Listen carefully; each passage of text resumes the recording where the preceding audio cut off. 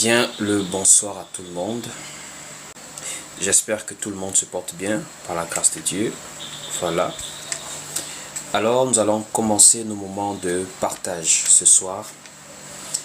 Très rapidement, voilà, on ne va pas perdre du temps. Nous allons directement commencer par cette prière. Donc pour vous qui êtes là, on commence très rapidement sur TikTok ici et sur Facebook pour ceux qui sont connectés. On partage et voilà, on partage et on tapote. Alors nous allons parler ce soir, notre thème c'est les déclarations prophétiques. Alors on écoute ça un peu partout, le prophétique, les déclarations prophétiques. Qu'est-ce que nous pouvons dire dessus, sur ces fameuses déclarations prophétiques? Nous allons d'abord prier et juste après la prière, nous allons maintenant pouvoir commencer notre enseignement. Donc n'oubliez pas, et sur TikTok et sur Facebook, partagez le live dans des groupes WhatsApp un peu partout pour permettre à d'autres personnes également, voilà, d'être présents, d'être édifiés par notre enseignement de ce soir. Donc je vais ainsi prier pour commencer ces moments et remettre tout à la grâce du Seigneur. Shalom, shalom à tout le monde. Nous allons prier. Seigneur, nous te rendons grâce et nous te bénissons. Nous te disons merci pour ces moments. Nous croyons qu'en toute chose, c'est toi qui permets que nous puissions avoir l'être, le mouvement et la vie. C'est toi qui disposes de vouloir et le faire en nous. Seigneur, nous te présentons ces moments. Ta parole nous enseigne que là où 2 ou 3 sont assemblés en ton nom, tu es au milieu d'eux. Voici pourquoi, Seigneur, nous voulons maintenant que tu sois au milieu de nous par ta parole et que l'édification soit notre partage à tous. C'est ainsi, ô Dieu, que nous t'avons remis le contrôle de ces moments. Au nom du Seigneur Jésus-Christ, nous avons ainsi prié. Nous disons Amen et Amen. Alors, shalom encore à tout le monde. Comme je disais, nous entendons beaucoup parler des déclarations prophétiques. Au jour d'aujourd'hui, c'est devenu comme un service particulier dans le culte. Et ceux qui font cela se vantent même d'être dans ce qu'on appelle l'école des prophètes. Ils ont maintenant une école qu'ils ont formée dans les dénominations appelée l'école des prophètes.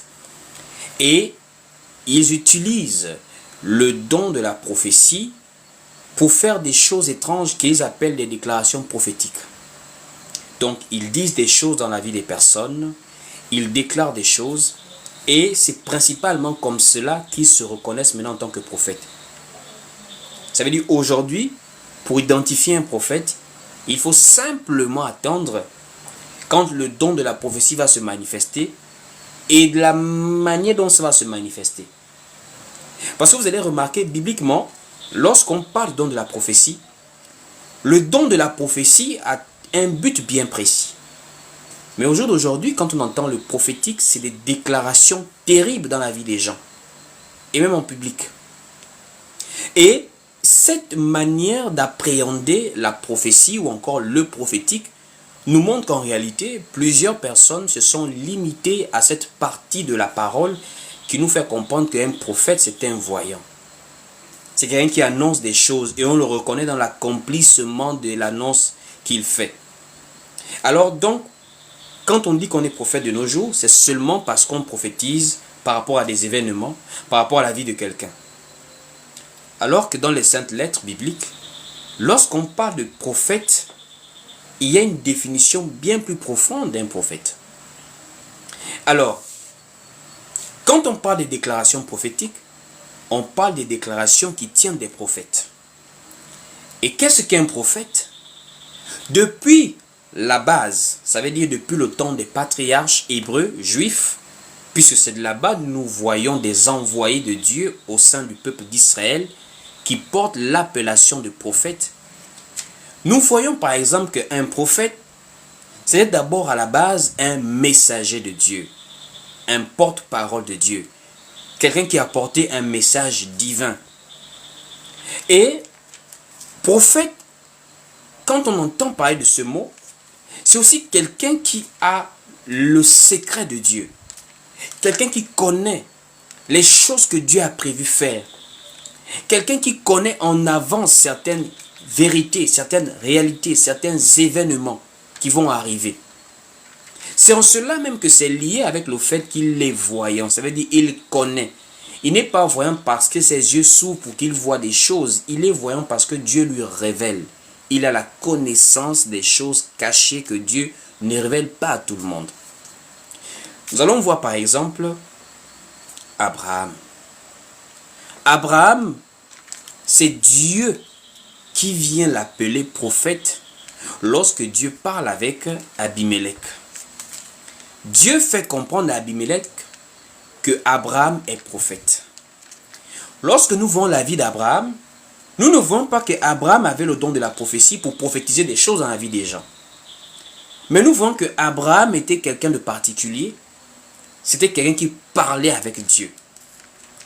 Et en parlant avec Dieu, Dieu lui communiquait des choses en avance. Des choses qui allaient arriver. Donc Abraham alors devenait quelqu'un qui avait la connaissance de secrets de Dieu. Et cela va directement dans la pensée de ce que le prophète Amos avait dit. Dieu ne fait rien sans avoir révélé son secret à ses serviteurs. Et nous allons voir ça dans la vie d'Abraham. Prenons d'abord le livre de Amos. Amos, chapitre 3, voilà, nous allons lire Amos, où nous voyons comment la parole nous enseigne clairement que Dieu ne fait rien sans avoir révélé son secret à ses serviteurs. Donc, allons-y lire le livre de Amos, chapitre 3, au verset 7. Pour voir les attributs, en fait, pour voir les éléments qui nous permettent d'identifier quelqu'un comme étant un prophète au temps des patriarches. Parce que, attention, aujourd'hui, quand on parle de prophète, ce n'est pas de la même manière qu'on parle de prophète au temps des patriarches. Au temps des patriarches, les prophètes étaient les représentants de Dieu en Israël. Ça veut dire quand on voit un prophète, il n'est pas aligné avec d'autres personnes qui parlent de la part de Dieu. C'était les prophètes qui avaient les oracles de Dieu. Les ainsi dit l'Éternel. C'était les prophètes. Voilà. Donc, nous allons voir par exemple le livre de Amos, chapitre 3, au verset 7, il est écrit ici. Car le Seigneur, l'Éternel, ne fait rien sans avoir révélé son secret à ses serviteurs, les prophètes. Alors, plusieurs personnes prennent ce passage, même au temps de l'Église, pour faire comprendre que le prophète est en haut et les autres ministères sont en bas. Parce qu'ici, Amos nous dit précisément les prophètes. On va venir dans cette explication pour comprendre comment est-ce qu'on était prophète au temps des patriarches, au temps des Hébreux, au temps où Dieu traitait avec la nation juive. Et qu'est-ce qu'un prophète aujourd'hui? Alors, quand nous voyons comment Dieu traite avec les prophètes dans la nation juive, c'est parce que les prophètes étaient les ouvriers de Dieu au temps où Dieu n'avait pas encore envoyé le Fils. Il y a même la parabole où Dieu parle des ouvriers et il parle du Fils de la maison. Et c'est ce que la parole nous révèle dans le livre des Hébreux. Que Dieu a d'abord traité avec les prophètes, mais dans ces derniers temps, il traite maintenant avec le Fils. Pourquoi? Parce que le Fils est la représentation parfaite d'un envoyé de Dieu.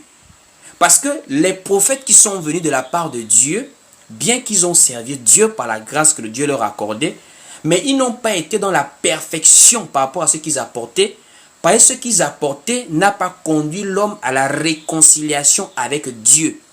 C'est vrai qu'ils avaient l'ainsi dit l'Éternel, mais ils n'ont pas pu réconcilier l'homme directement avec Dieu comme le Fils l'a fait.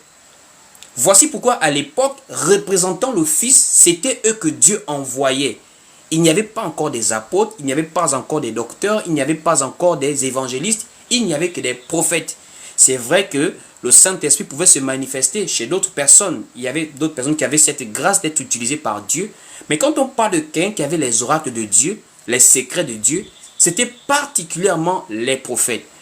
Parce que c'était les prophètes que Dieu envoyait en Israël. Et nous avons un attribut, une identification de ce que c'est qu'un prophète. Un prophète, c'est quelqu'un qui connaît le secret de Dieu. Et Amos nous le dit. Et nous allons vérifier cela avec Abraham, par exemple, que Dieu va clairement identifier comme étant un prophète. Lorsque Sarah va être prise par Abimelech pour être avec lui, et Dieu va visiter Abimelech pour demander à Abimelech de rendre Sarah à Abraham, car il est prophète. Donc un prophète, c'est pas d'abord un extraterrestre. Un prophète, c'est pas d'abord un homme mystique qui ne plaisante pas, qui est toujours caché, fermé, qui est toujours bizarre. Un prophète, c'est un être humain ordinaire comme tout le monde, à la base. Il vit comme tout le monde, il parle, il mange, il peut se marier, il a des besoins, il peut être père d'enfants. Mais, il est prophète parce que Dieu parle avec lui. Il est prophète parce que Dieu lui révèle des choses cachées. Il est prophète parce qu'il connaît des secrets de Dieu. Il est prophète parce qu'il a la prophétie. Il connaît des choses en avance par la prophétie. Alors on va prendre quelques passages. On va d'abord identifier l'endroit où Dieu identifie Abraham comme étant un prophète. On va aller prendre le livre de Genèse. Nous allons prendre le livre de Genèse, voilà, pour voir l'endroit où Dieu voit Abraham en tant que prophète. Donc, nous sommes ici dans le livre de Genèse chapitre 20. Prenons à partir du verset même premier, hein, on va lire doucement, nous ne sommes pas précis. On va lire doucement. Donc, Genèse chapitre 20, dès le verset premier, on va descendre jusqu'au verset 7. Donc, écoutez bien la lecture. Genèse chapitre 20, du verset 1er au verset 7. Lisons. Abraham partit de là pour la contrée du Midi. Il s'établit entre Kadès et Shur et fit un séjour à Guérar. Abraham disait de Sarah, sa femme, c'est ma sœur. Abimelech, roi de Guérar, fit enlever Sarah. Alors Dieu apparut en songe à Abimelech pendant la nuit et lui dit, voici, tu vas mourir à cause de la femme que tu as enlevée, car elle a un mari. Abimelech qui s'était point approché d'elle, répondit, Seigneur, ferais-tu périr même une nation juste? Ne m'a-t-il pas dit c'est ma sœur? Et elle-même n'a-t-elle pas dit c'est mon frère? J'ai agi avec un cœur pur et avec des mains innocentes. Dieu lui dit en songe, je sais que tu as agi avec un cœur pur, aussi t'ai-je empêché de pécher contre moi, c'est pourquoi je n'ai pas permis que tu la touchasses. Au verset 7, écoutez maintenant, de Genèse chapitre 20. Comment Dieu identifie maintenant Abraham comme étant prophète. Nous sommes au verset 7. Maintenant, rends la femme de cet homme, car il est prophète. Il priera pour toi et tu vivras. Mais si tu ne la rends pas, sache que tu mourras, toi et tout ce qui t'appartient. Donc déjà ici, nous voyons clairement, voilà. Déjà ici, nous voyons clairement comment Abraham est identifié en tant que prophète.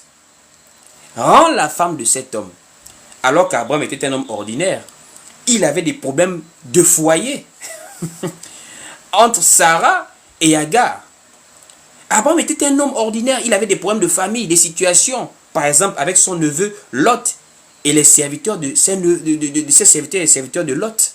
Donc Abraham était un homme ordinaire, mais c'était un prophète. Et on vient maintenant voir ce qu'Amos avait dit, qu'il ne fait rien sans avoir révélé son secret à ses serviteurs, les prophètes. Alors vous allez remarquer quelque chose. Deux passages nous montrent comment Dieu, quand il veut agir, il va d'abord révéler son secret à Abraham. Prenons par exemple lorsque Dieu veut détruire Sodome. Mais il part pour détruire Sodome. Mais il se rappelle, non, attends. Cacherai-je à mon serviteur Abraham ce que j'ai prévu faire avant que Sodome ne soit détruit? Abraham était déjà au courant. Voici pourquoi il a même intercédé pour Sodome. Il a intercédé en pensant à son neveu Lot. Parce que Dieu, en partant détruire Sodome et Gomorrhe, il avait dit non, je ne peux pas agir sans avoir révélé à mon serviteur Abraham en tant que prophète. Et on va aller lire cela. Nous sommes dans le livre de Genèse chapitre 18. Genèse chapitre 18 au verset 16. Nous voyons ce que c'est qu'un prophète. C'est quelqu'un qui a le secret de Dieu par rapport à des événements, par rapport à des choses. Ce n'est pas spécifiquement la vie de quelqu'un où on peut facilement trafiquer des prophéties. Non, Abraham avait le secret de Dieu par rapport à des événements précis qui impactaient un grand nombre de personnes et dont on voyait l'accomplissement net et clair. La destruction de Sodome avait été révélée à Abraham. On va lire. Genèse chapitre 18 au verset 16. Il est écrit ici. Ces hommes se levèrent pour partir et ils regardèrent du côté de Sodome. Abraham allait avec eux pour les accompagner. Alors l'Éternel dit, cacherai-je à Abraham ce que je vais faire? Abraham deviendra certainement une nation grande et puissante, et en lui seront bénies toutes les nations de la terre. Car je l'ai choisi afin qu'il ordonne à ses fils et à sa maison après lui de garder la voie de l'Éternel, en pratiquant la droiture et la justice, et qu'ainsi l'Éternel accomplisse en faveur d'Abraham les promesses qu'il lui a faites. Et l'Éternel dit, le cri contre Sodome et Gomorrhe s'est accru et leur péché est énorme. C'est pourquoi je vais descendre et je verrai s'ils ont agi entièrement selon le bruit venu jusqu'à moi. Et si cela n'est pas, je le sauverai. Les hommes s'éloignèrent et allèrent vers Sodome, mais Abraham se tint encore en présence de l'Éternel. Et Abraham s'approcha et dit, ferais-tu périr le juste avec le méchant? Peut-être y a-t-il 50 justes au milieu de la ville. Les feras-tu périr aussi? Et ne pardonneras-tu pas à la ville à cause des 50 justes qui sont au milieu d'elle? Donc Abraham est maintenant en train de discuter du salut de Sodome. Alors que les sodomites sont en train de marcher tranquillement. Ils font leur vie, ils sont dans leur immoralité, comme tous les jours. Alors qu'un prophète de Dieu a déjà la connaissance qu'un événement se prépare contre la ville. Ça veut dire Abraham connaissait déjà même le niveau de péché de la ville de Sodome. Parce que Dieu lui dit, le péché, le cri contre Sodome est venu jusqu'à moi. Ça veut dire un prophète de Dieu, c'est quelqu'un qui a le secret de Dieu, c'est quelqu'un qui connaît, qui a la révélation des choses de Dieu. Dieu a prévu faire quelque chose, il révèle d'abord à son prophète, son serviteur. C'était comme ça que Dieu traitait durant le temps où il envoyait les prophètes en Israël. C'était eux, comme les intermédiaires que Dieu utilisait pour pouvoir annoncer au peuple la parole de Dieu. Ainsi dit l'Éternel. Ça, c'est un passage. Il y a un autre passage encore qui confirme cela, ce qu'Amos a dit d'un prophète. Qu'un prophète, c'est quelqu'un à qui Dieu révèle son secret. Abraham, toujours, en tant que bon modèle de prophète. Mais Abraham est assis alors qu'il connaît 400 ans en avance ce que va traverser sa descendance. Abraham connaissait l'histoire de l'Égypte avant même que l'histoire arrive. Ça veut dire Abraham avait la connaissance que ses descendants vont séjourner dans un pays étranger. Ça veut dire qu'il a la connaissance des événements qui vont arriver même des années après lui. Il a la connaissance. Pourquoi? Ce sont les décrets divins que Dieu a déjà actés depuis l'éternité, mais qu'il révèle à son serviteur Abraham. Abraham est assis, Abraham est là. Dieu lui dit, sache que tes descendants seront étrangers dans un pays qui ne sera point à eux. Donc le départ de Jacob pour l'Égypte avec l'appel de son fils Joseph, Abraham était déjà au courant de cela. C'est pas fini. Dieu révèle à Abraham qu'ils seront assujettis et qu'on les opprimera. Donc la souffrance des Israélites, des Hébreux en Égypte, Abraham était déjà au courant.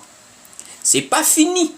Dieu lui révèle qu'après cela, Dieu va descendre, il va juger la nation à laquelle les Hébreux seront asservis et ils vont ressortir. Donc la délivrance du peuple hébreu par l'envoyé de Dieu, Moïse, Abraham était au courant. C'est ça quelqu'un qui a le secret de Dieu. C'est ça qu'on appelle un prophète au temps des patriarches hébreux, des juifs, des prophètes en Israël. Et on peut voir cela dans le livre de Genèse. Nous prenons le livre de Genèse chapitre 15, dès le verset 13.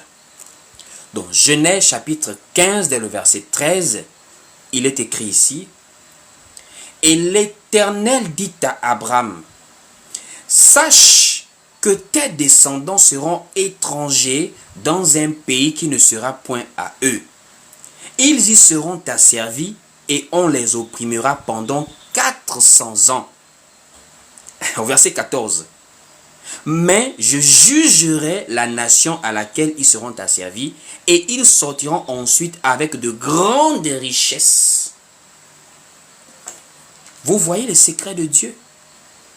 Donc, tout ce qui se passe des années après lui, Abraham a déjà le calendrier prophétique concernant le peuple d'Israël, concernant le peuple hébreu.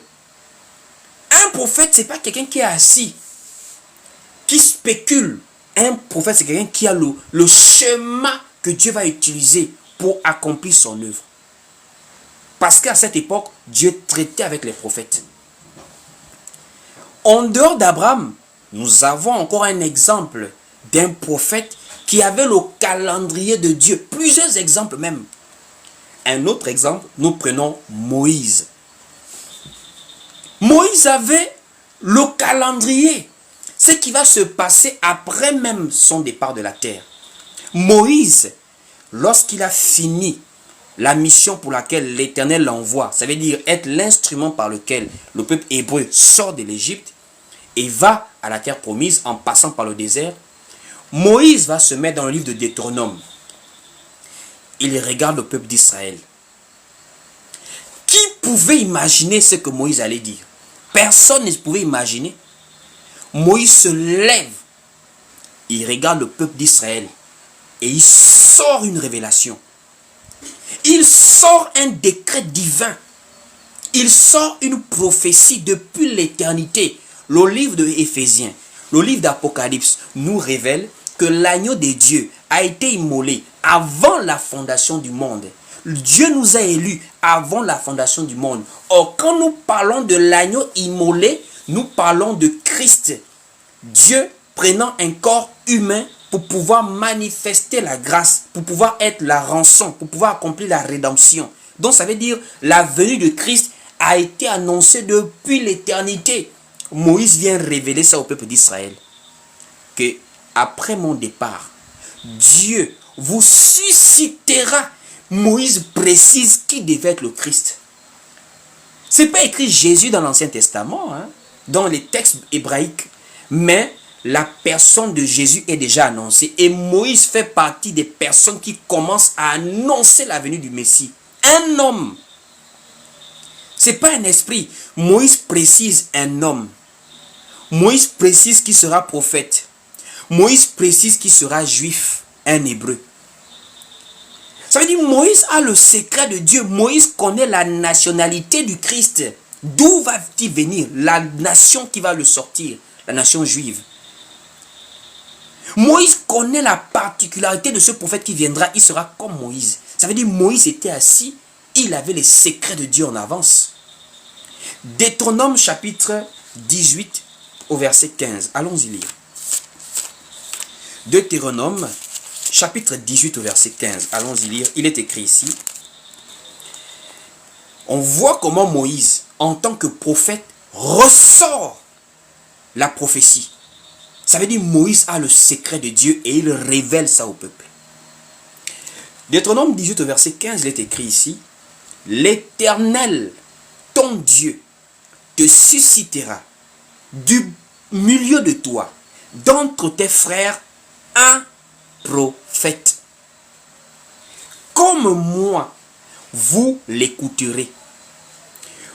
Quand Moïse dit un prophète, Moïse est conscient qu'après lui, jusqu'à la terre promise, il y aura certainement plusieurs prophètes qui viendront.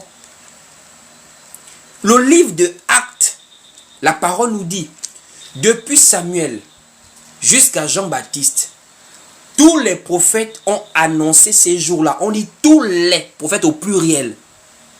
Mais de qui Moïse parle ici quand il dit un prophète? Moïse ne dit pas n'importe qui. Hein? Moïse dit un. Il précise le nombre. Ce ne sera pas deux prophètes, ce sera un seul prophète. Et Moïse pousse encore le bouchon loin. Il dit comme moi. Et pourtant, Ésaïe est prophète. Et pourtant, Daniel était prophète. Et pourtant, Josué, et pourtant, Ézéchiel était prophète. Et pourtant, Jérémie était prophète. Et pourtant, on a eu des Habakkuk, des Amos, des Michée. Pourquoi il précise comme moi? C'est-à-dire, Moïse est en train de révéler qu'il s'agit du Christ, qui va apporter un sacerdoce plus excellent que ce que j'ai apporté. C'est-à-dire le sacerdoce royal qui est parfait pour réconcilier l'homme avec Dieu. Donc Moïse est là, il est en train d'annoncer au peuple des choses que le peuple ne peut pas encore comprendre à cette époque. Ça veut dire en tant que prophète, il a le secret de Dieu. Et le livre maintenant de Jean chapitre 1er au verset 17 nous dit, Moïse a apporté la loi, la grâce et la vérité sont venues par Jésus-Christ. Voici pourquoi vous allez remarquer. Dans le livre de Jean chapitre 6 au verset 14, le peuple regarde Jésus et ils disent voici le.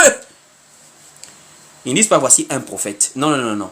Quand on a vu Jésus, on a dit voici le prophète qui doit arriver dans le monde. Pourquoi on dit le prophète? C'est parce que Moïse a annoncé depuis des siècles la venue d'un homme emblématique qui sera prophète et qui aura la dimension de Moïse jusqu'à dépasser même Moïse pour apporter quelque chose de plus excellent.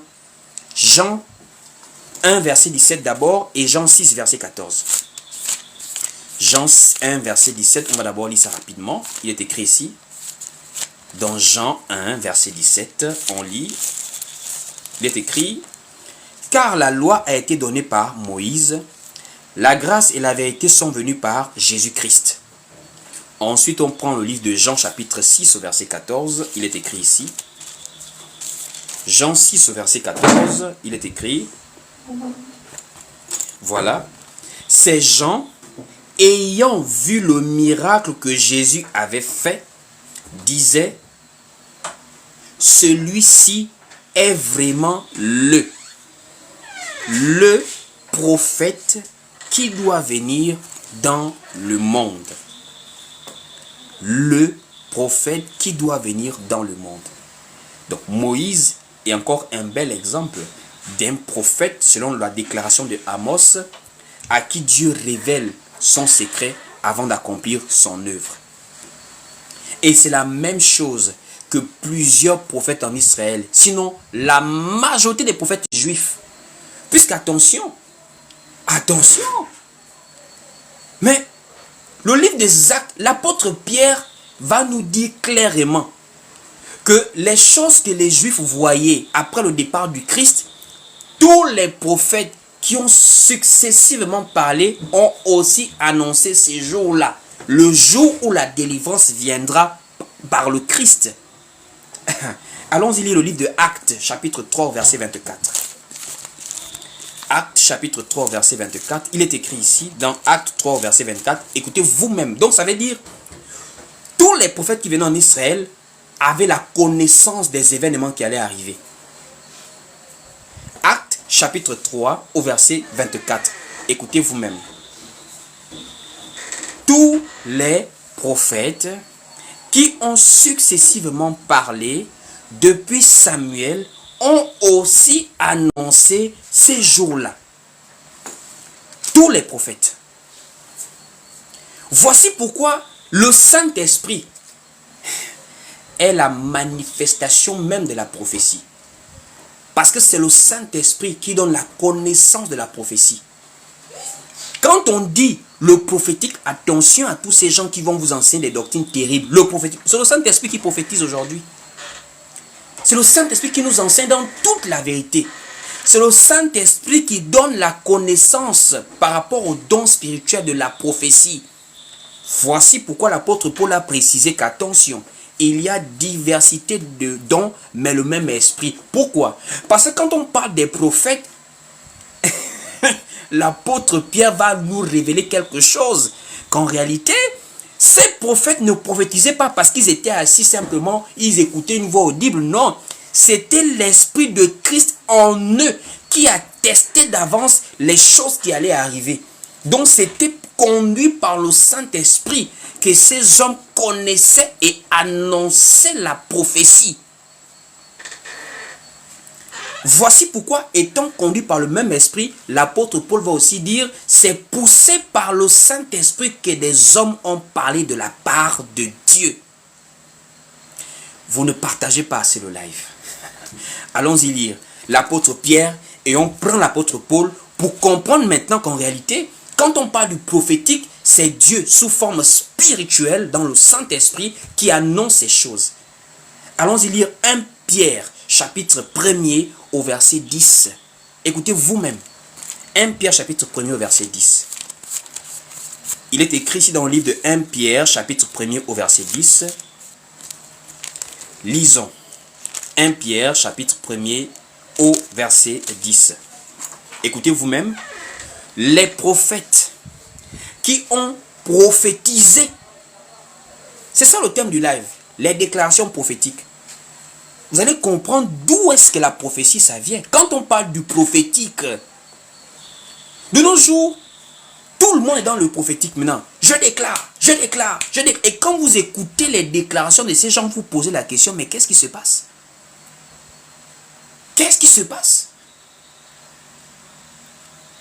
On va aller progressivement. Écoutez le prophétique. Le prophétique, c'est le domaine du Saint-Esprit. Le prophétique, c'est le domaine du Saint-Esprit. Dieu parlait à des prophètes comme Abraham et à d'autres. Mais la parole nous dit aussi que c'est poussé par le Saint-Esprit. Ça veut dire, il y avait la capacité à écouter audiblement la voix de Dieu. Et il y avait le fait que le Saint-Esprit animait ces personnes pour parler de la part de Dieu. Donc quand ils étaient dans le prophétique, c'était l'Esprit de Dieu qui les animait pour pouvoir annoncer les oracles de Dieu. Voici pourquoi ils ont été simplement des instruments. Comme aujourd'hui, Dieu continue à utiliser des instruments. Mais c'est lui-même qui fait tout par le Saint-Esprit en nous. Donc on dit ici, les prophètes qui ont prophétisé, touchant la grâce qui vous était réservée, ont fait de ce salut l'objet de leur recherche et de leur investigation. C'est très grave les frères. Ça veut dire, les gens vivent sous la loi de Moïse, mais l'Esprit Saint est en train de leur parler que quelque chose arrive. Oh non. La parole de Dieu, je vous assure, ça donne de la joie de comprendre la parole de Dieu. Ça donne de la joie. Ça dit, tu comprends que non, il y a du vrai dedans là. Ça veut dire, voici pourquoi ils annonçaient des choses qu'on ne pouvait pas comprendre en leur époque. Ils sont là, ils sont en train de faire des recherches. Ils sont sous la loi. Ils sont sous les ordonnances mosaïques. Mais ils sont en train de faire des investigations par rapport à l'Esprit de Christ qui met en eux déjà la connaissance de quelque chose qui arrive. Voici pourquoi David se lève. David, le roi David, l'homme qui était inspiré pour écrire une partie de psaume. David se lève et il déclare: ta parole est une lampe à mes pieds, une lumière sur mon sentier. Scandale. C'était un scandale. Il y a des choses que vous lisez tranquillement pour faire des prières. Vous ne réalisez pas que c'était des prophéties. Les psaumes là, ce sont des prophéties. David dit: ta parole est une lampe à mes pieds, une lumière sur mon sentier. Je vous assure, au temps de David, c'est un scandale de dire ça. Sur quelle base David va-t-il dire: ta parole est une lampe à mes pieds, une lumière sur mon sentier, alors que David vit au temps de la loi, et le temps de la loi s'appelle le matin. Jérémie dit: l'Éternel a envoyé tous ses prophètes dès le matin. Je pense qu'il faut qu'on lise ce verset pour que les gens comprennent que David, quand il parle là, il ne parle pas de son temps. David parle dans la prophétie. David est en train d'annoncer le prophétique là. Il dit ta parole est une lampe. On n'utilise pas la lampe le matin. Le matin, il y a le soleil du jour. Il y a la lumière du jour qui éclaire. On n'a pas besoin de la lampe le matin. On a besoin de la lampe le soir. Or le soir, ce n'est pas le temps de la loi. C'est le temps de la grâce, le temps de l'église, le temps des nations, le temps des 10 vierges qui ont des lampes. Comment David avait déjà vu la lampe alors que David était un prophète en Israël? L'esprit de Christ en lui a testé les choses qui arrivaient. Ça, c'est ça ce qu'on appelle le prophétique en profondeur. Vous avez vu comment David le dit. Ta parole est une lampe à mes pieds, une lumière sur mon sentier. Pourquoi? L'esprit de Christ. Et on est toujours dans notre lecture. On est maintenant au verset 11. Le verset 11 de 1 Pierre chapitre 1er là. Le verset 11, Pierre pousse le bouchon loin. Pierre dit ici, il faisait des recherches et des investigations. Et il voulait faire quoi exactement? Pierre dit, voulant sonder l'époque et les circonstances marquées par l'Esprit de Christ qui était en eux et qui attestait d'avance les souffrances de Christ et la gloire dont elles seraient suivies.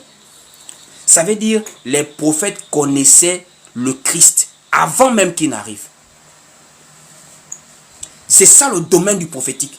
C'est-à-dire quelqu'un il est assis, il voit des choses qui n'existent pas encore physiquement, mais il est déjà dans le décret divin. Il est assis, il sait déjà ce qui arrive.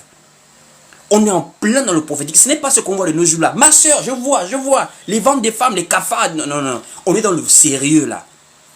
L'Esprit de Christ. Voici pourquoi, quand Jésus arrivait, Jésus renvoyait les Juifs au témoignage des prophètes qui ont parlé de lui.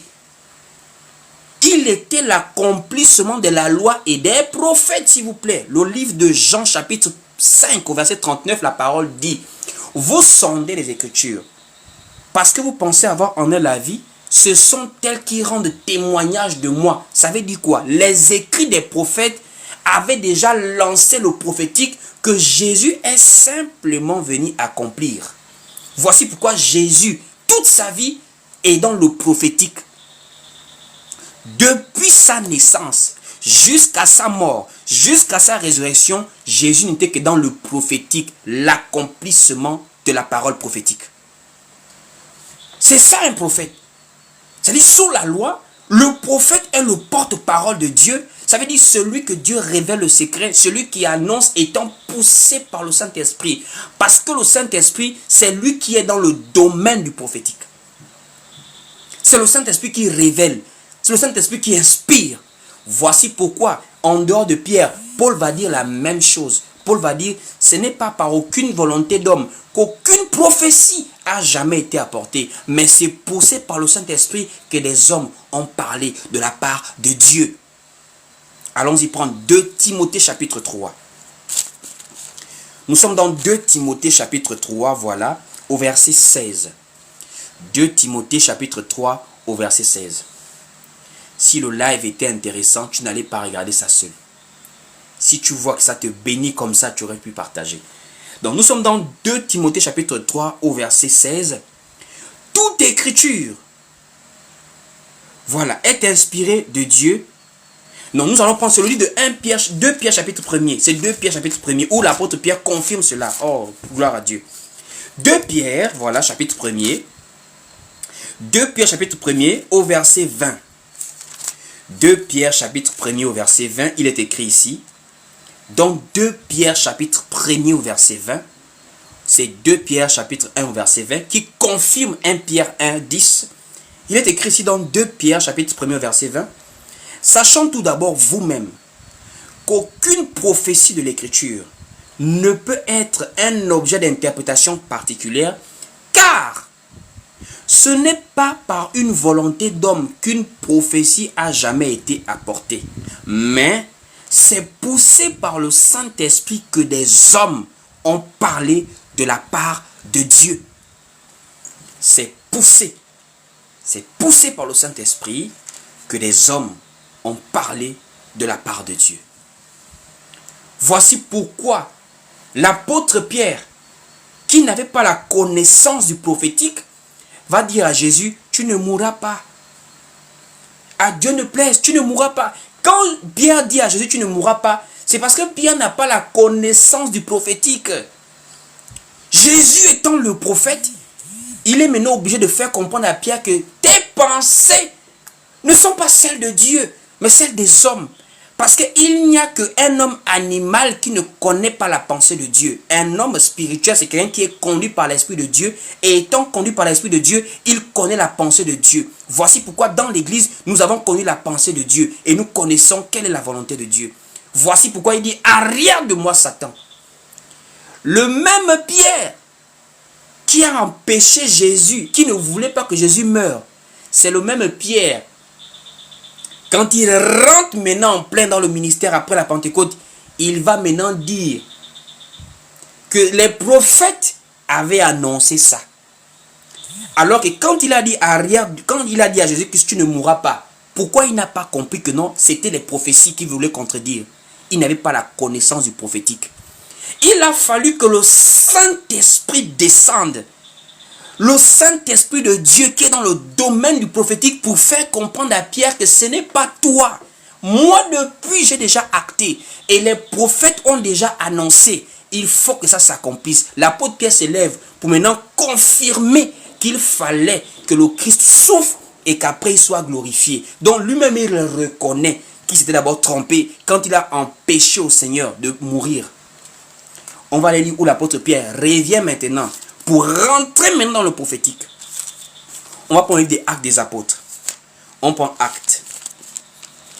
Nous sommes dans le livre des Actes, voilà. Actes, voilà. Chapitre 3, dès le verset 17. Actes, chapitre 3, verset 17. C'est maintenant... oh, la parole de Dieu. C'est maintenant Pierre. Celui qui a dit à Jésus que tu ne vas pas mourir. C'est maintenant Pierre qui console. Pour dire non, ne vous affligez même pas. Il fallait que ça arrive. Pierre est déjà en plein dans le prophétique.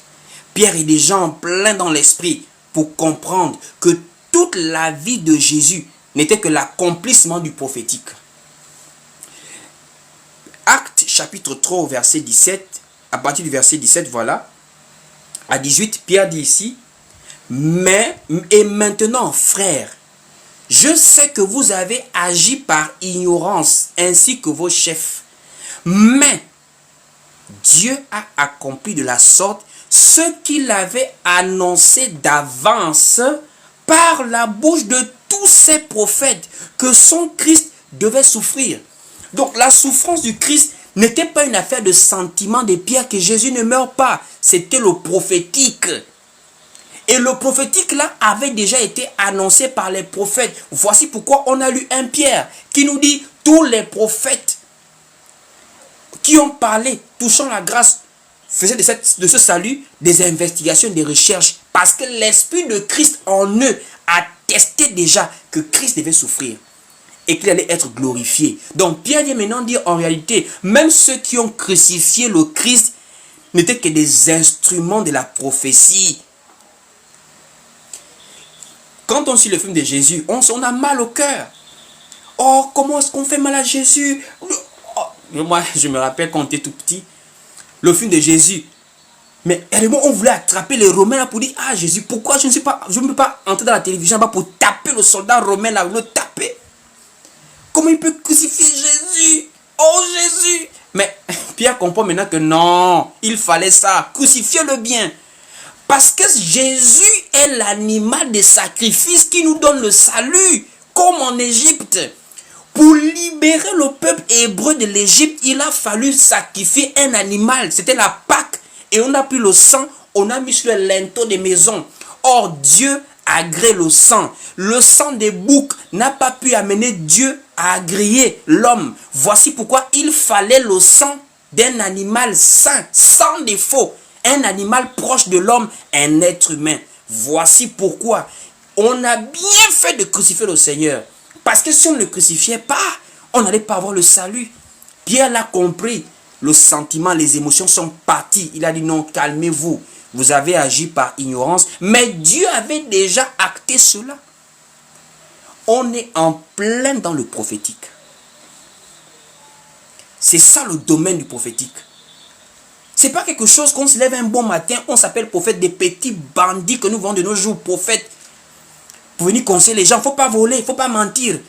Un prophète, c'est pas les titres qu'on nous voit, des petits plaisantins là.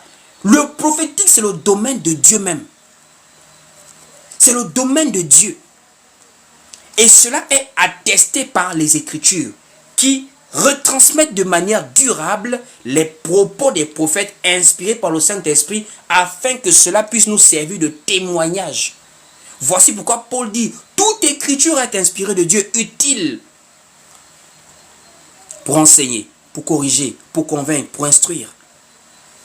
Ça, c'est le prophétique du temps des patriarches en Israël. Quand on arrive maintenant au temps de l'Église, parce que c'est aujourd'hui que nous sommes là, le prophétique aussi a changé.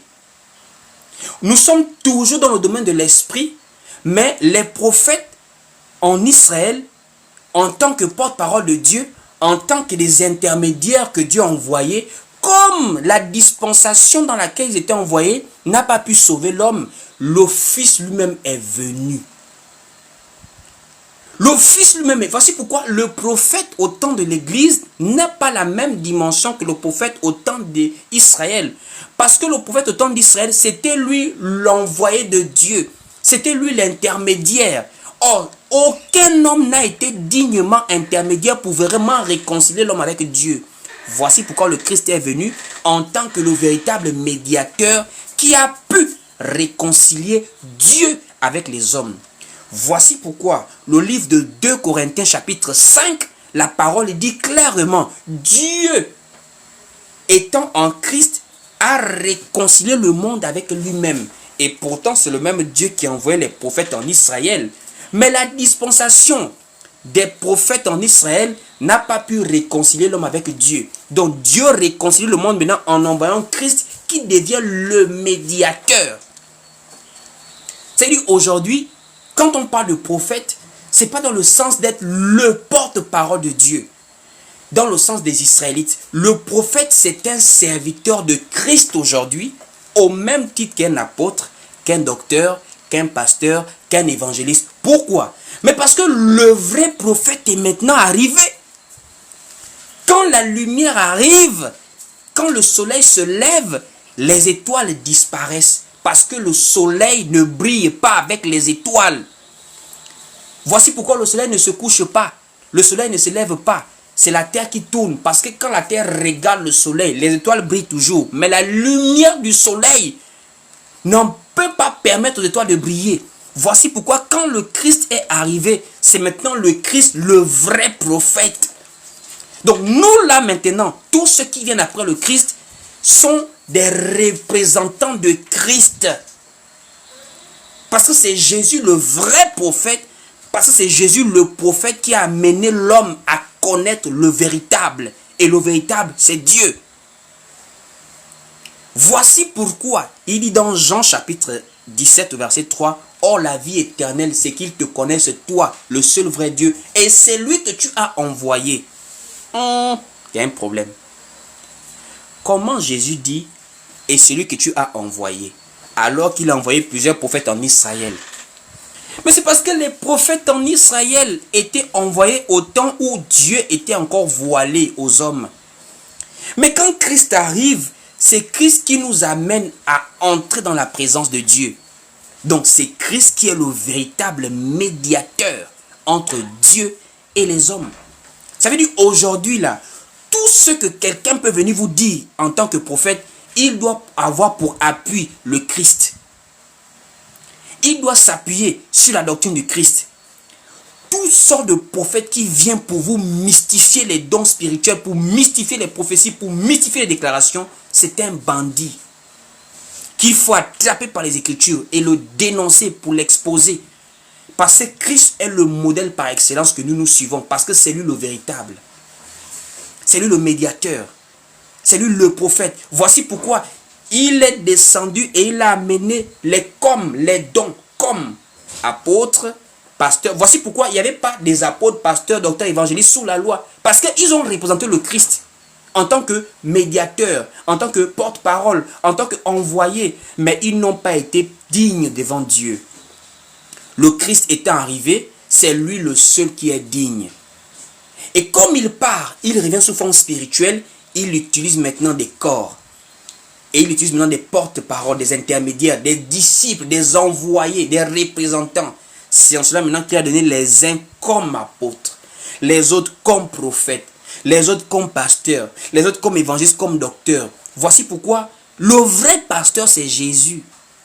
Le vrai apôtre, c'est Jésus. Le vrai prophète, c'est Jésus. L'apôtre Pierre l'appelle le souverain pasteur. Pourquoi il dit souverain pasteur? C'est parce qu'il y a des comme pasteurs. Bien qu'il y a des gens qui veulent dire qu'il n'y a plus de pasteurs, il y a toujours des pasteurs. Il a donné les uns comme pasteurs. Ça veut dire des représentants de Christ sous forme pastorale. Des docteurs, des représentants de Christ sous forme doctorale. Des évangélistes, des représentants de Christ sous forme évangélique. Pourquoi? Parce que Jésus lui-même a rempli tous ses ministères en lui seul.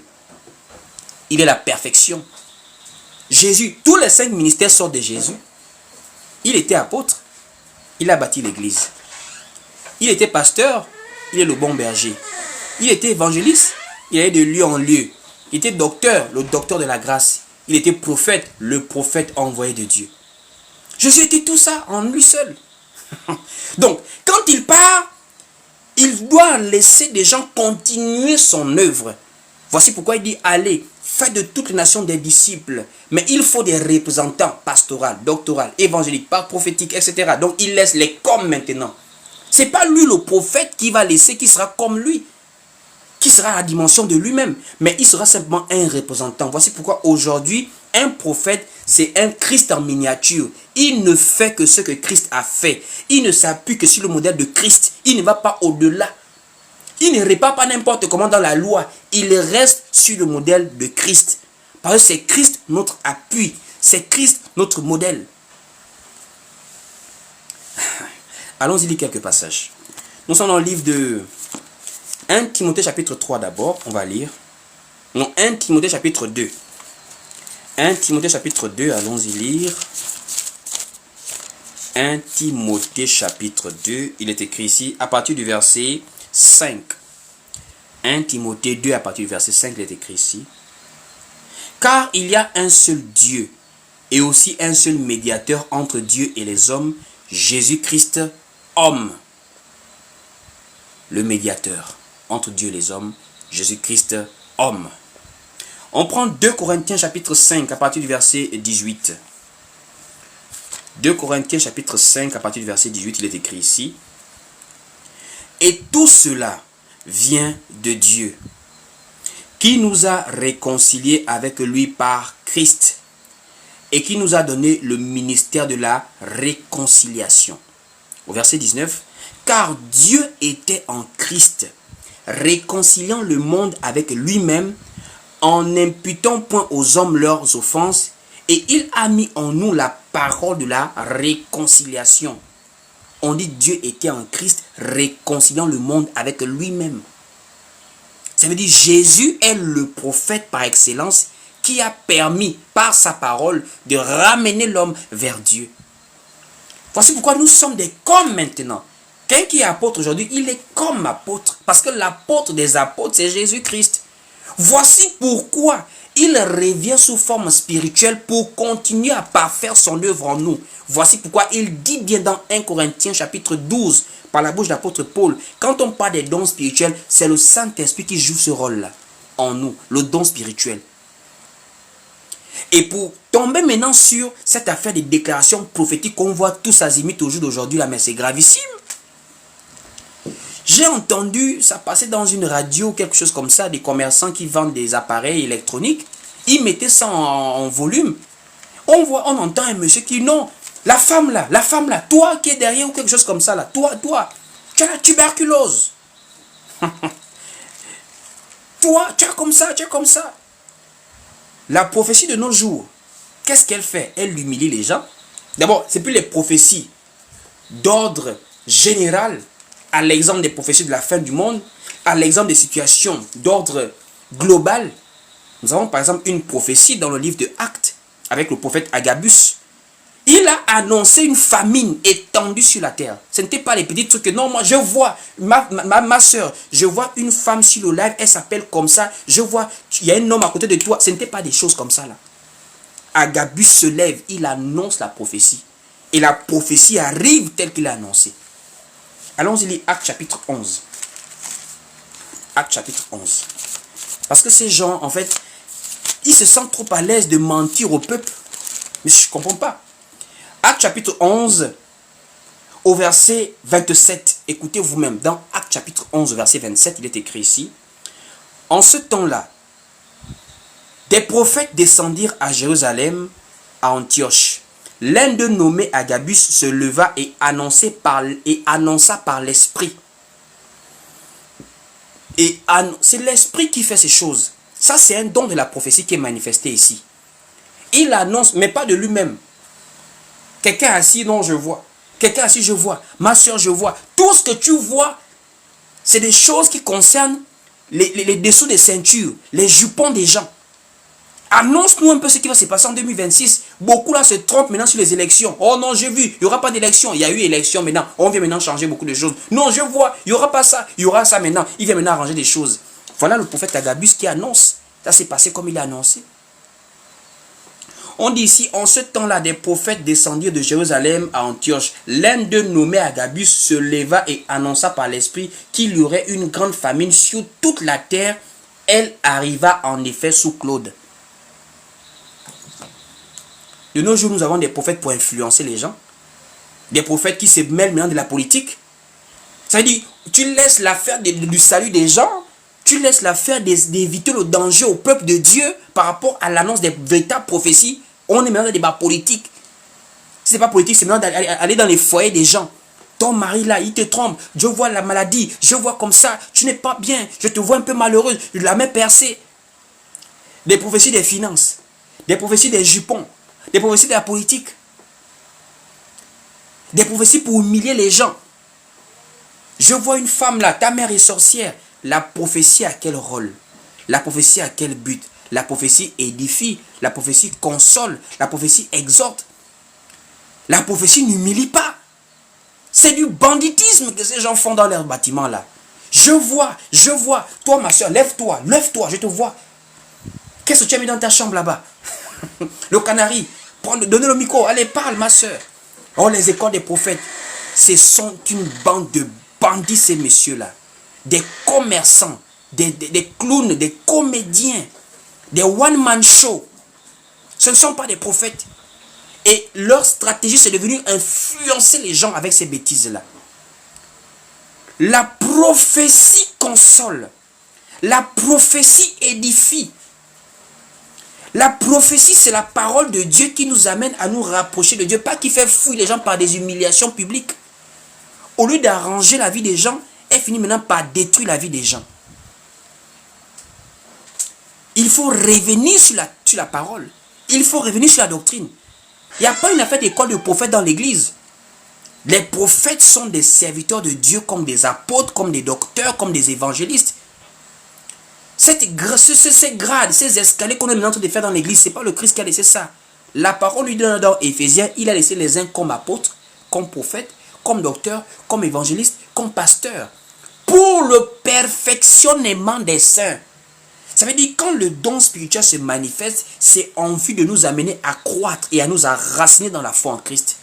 Pas pour humilier les gens, pas pour diviser les églises, pas pour exposer la nudité des gens devant les autres. Oh, c'est le prophétique, c'est le prophétique. Ils n'ont aucun modèle apostolique dans leur affaire là. Et ils retournent dans la loi.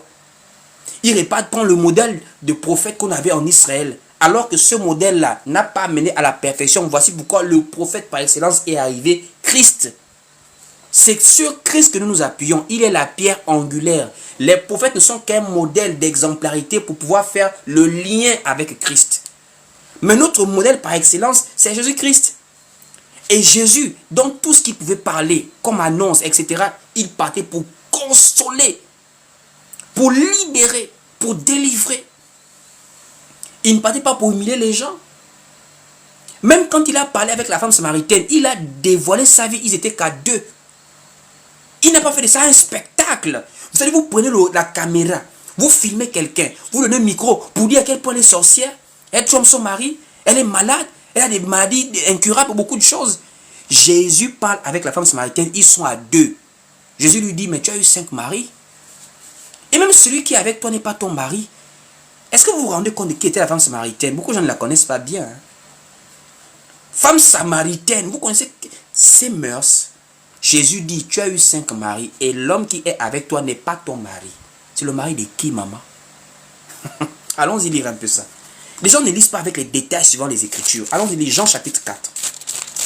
On va voir comment Jésus, il parle dans le sens de délivrer la personne. Pas de la dénigrer publiquement. Il parle avec à deux. C'est la femme elle-même qui a été tellement bouleversée par le témoignage de ce que Jésus a dit de sa vie. C'est elle-même qui est partie parler de sa vie. Qui est venue un peu écouter ce que ce monsieur a dit de moi. Ne serait-il pas le Christ? Parce que Jésus lui a révélé des choses. Mais ils étaient à deux dans le but de la délivrer. Voici pourquoi elle-même elle a été tellement touchée. Elle a glorifié le nom de Dieu. Mais de nos jours, c'est le secret des familles qu'on expose dans les cultes pour dire non, le prophétique. C'est gravissime. Allons-y lire Jean chapitre 4. Jean chapitre 4, voilà, au verset 16 à 17, on descend. Donc, Jean chapitre 4, du verset 16 à 18. Écoutez vous-même. Jean 4, du verset 16 à 18, il est écrit ici. Va, lui dit Jésus, appelle ton mari et viens ici. La femme répondit, je n'ai point de mari. Jésus lui dit, tu as eu raison de dire je n'ai point de mari, car tu as eu 5 maris. Et celui que tu as maintenant n'est pas ton mari. En cela tu dis vrai. Bon, posons-nous la question, frères et sœurs. Elle a quelqu'un qui n'est pas son mari. On n'est pas en train de parler d'un ami, on parle des maris, puisque il dit tu as eu 5 maris, et celui que tu as maintenant n'est pas ton mari. Donc elle avait une vie qu'on pouvait reprocher. Mais Jésus lui parle de ça, ils sont à deux, ils sont en train de parler. Que voilà. De nos jours, est-ce qu'il y a encore des confessions? Tu pars pour te confesser à quelqu'un, ce sont tes secrets qui deviennent ces prophéties demain. Il y a même des prophéties téléphones.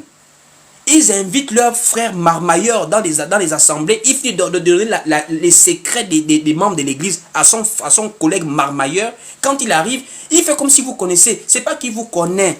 On a déjà donné tout votre CV. Et surtout les femmes. Ah, vraiment, j'ai vu. Ah, mon fils, c'est amen, papa. Il n'y a pas d'amen. Il a déjà le CV. Il te connaît, maman. Ton pasteur ou encore ton conducteur lui a tout donné la doc. On est dans des choses sérieuses quand on parle du prophétique. Les déclarations prophétiques, ce sont des annonces de Dieu pour le salut d'abord de l'âme. Peu importe ce qui se passe, c'est le salut de l'âme. Même quand on parle des annonces comme Agabus, c'était pour avertir le peuple. Et c'était pareil que Ézéchiel a dit que le prophète est une sentinelle. Que ce soit pour le physique ou pour l'âme, quand il te déclare une prophétie, c'est pour t'épargner d'un mal. C'est pour t'amener à être dans la volonté de Dieu. C'est pour t'amener à recevoir une parole de Dieu pour ta vie, pour ton âme. C'est pas pour faire des one-man shows. C'est pas pour faire du spectacle. C'est pas pour impressionner les gens, le prophétique. Mais de nos jours, ces gens ont maintenant décrété ce qu'on appelle l'école des prophètes. Et ils sont là partout. Au Congo, en France, partout au Gabon, du désordre. Il faut revenir à la parole. Il faut revenir à la parole. Quand on parle de déclaration prophétique, il y a d'abord la prophétie en termes de parole de Dieu. Ça veut dire, ça s'enseigne par l'écriture. Tout ce que nous enseignons, c'est la prophétie. Hein? On enseigne la parole prophétique. Quand vous entendez bonne nouvelle là, c'est la parole prophétique. Le livre de 2 Pierre chapitre 1er, à partir du verset 19, nous dit, et nous tenons pour d'autant plus certaine la parole prophétique que vous faites bien de prêter attention. Allons-y lire cette partie. On va lire 2 Pierre chapitre 1er au verset 19. Pierre nous parle de la parole prophétique. Hein. Nous enseignons ici, c'est le prophétique. On annonce des choses qui se manifestent par rapport à des annonces qui ont été données.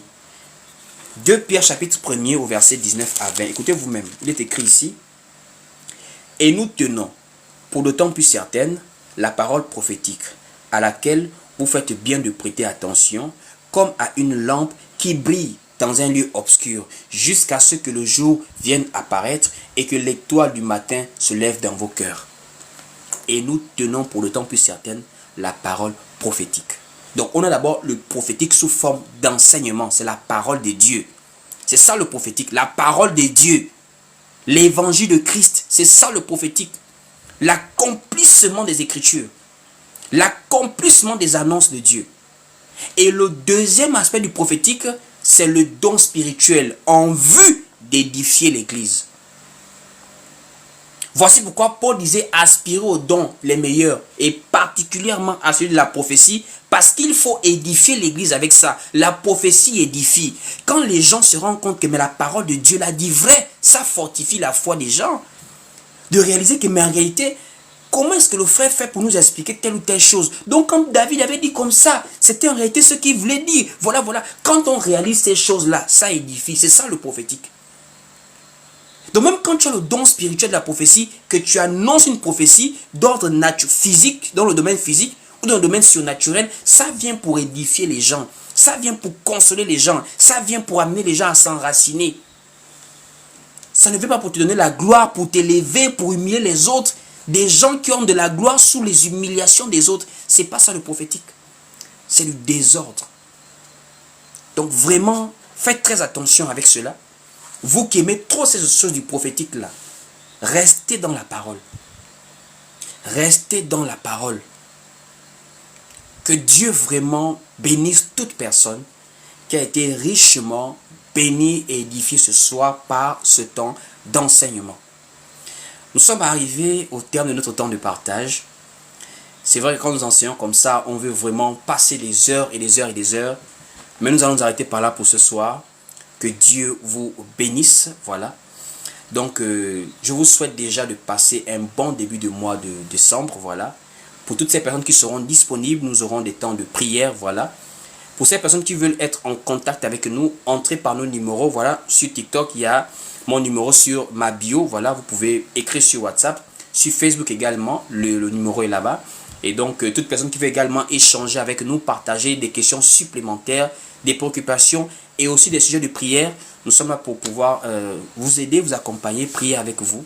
Et s'il y a des personnes qui veulent nous soutenir de manière libérale et volontaire, vous pouvez également vous rapprocher de nous pour pouvoir participer à cet effort missionnaire que nous faisons ici en ligne pour prêcher la parole du Seigneur Jésus-Christ. Donc que Dieu vous bénisse, passez une très très bonne soirée. Shalom et paix et grâce à tout le monde. Bonne soirée à tous.